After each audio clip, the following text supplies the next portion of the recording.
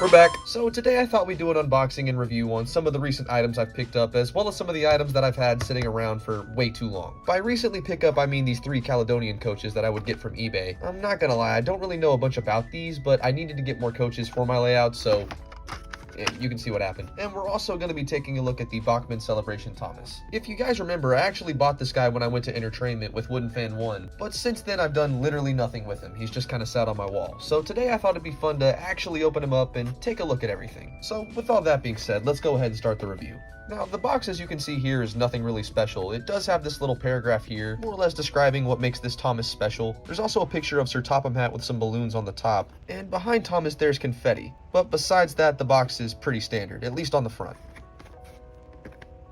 Never mind, the back's even worse. Here we can see the moving eye diagram, which actually seems to be the same Thomas in this box. They didn't just use the same Thomas that you see here. And here we have the same catalog that comes on all Bachmann packaging. Yeah, there's not really much to say about the box, but I have a feeling I'll have more to say about the engine. So let's go ahead and open this guy up.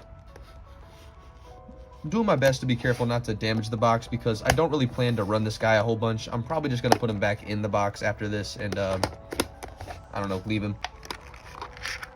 Alright. So, as you probably expected, like most Bachmann engines, he comes in this protective plastic case. And once we remove him from this,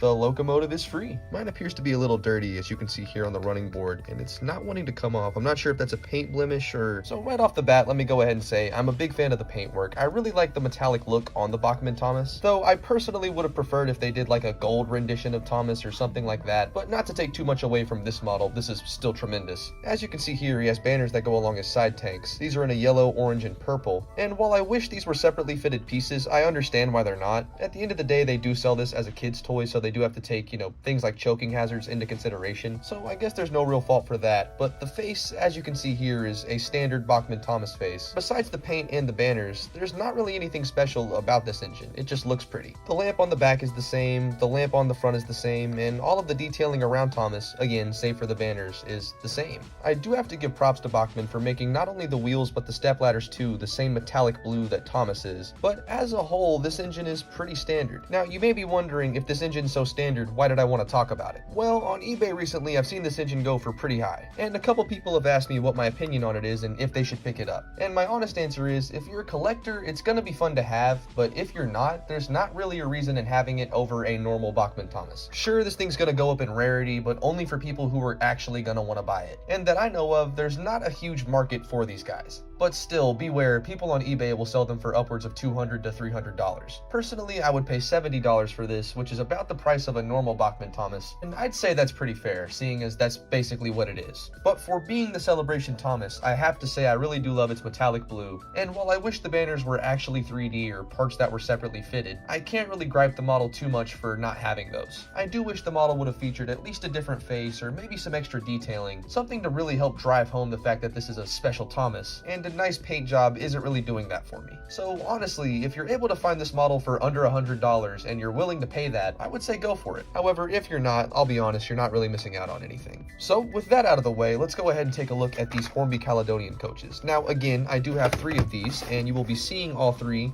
when I take these out to go run, but for now, we're just going to open up one of these guys and take a look at them since they're all 3 the same. Now, again, forgive me for any inconsistencies or anything I get wrong. I'm not very familiar with these coaches in specific. Now, looking at these coaches, I have to say I'm quite impressed. The third and first lettering is printed quite clearly, but unfortunately is pretty small and hard to see. Understandable for such a small coach. But besides that, the gold lining is applied very beautifully. And overall, the detail on this wagon is very clean. But on the inside of the coach, there's no seats or anything like that. Now, keep in mind, this is a Hornby Railways coach, so the detail's not going to be impeccable. But I do have to say, for what I paid, the detail is lovely. For all 3 of these, I think I paid $40 before shipping, which really isn't that bad. All around, I have to say I'm a big fan of these coaches, and they'll fit right in on my railway, especially since before now I didn't really have any. I also want to include that these are the same coaches that were used for Annie and Clarabelle, so as you can see, the 2 are basically molded the exact same, save for Annie's face here of course, and the extra detailing on this coach. But yeah, I figured if I didn't mention that, somebody would get mad at me in the comments. And now that we've talked about all of that, let's go ahead and get these guys running.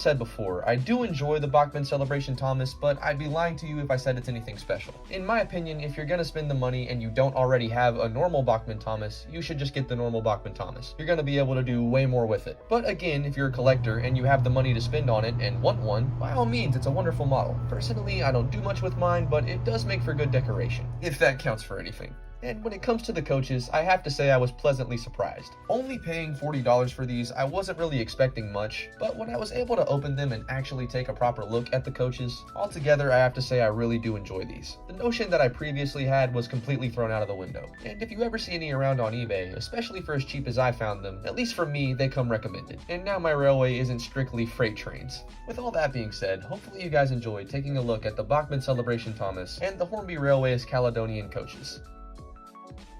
No, like, just hear me out, Bachmann. A gold Thomas. Like, just what you did here, without the banners, just a gold Thomas. It would sell out.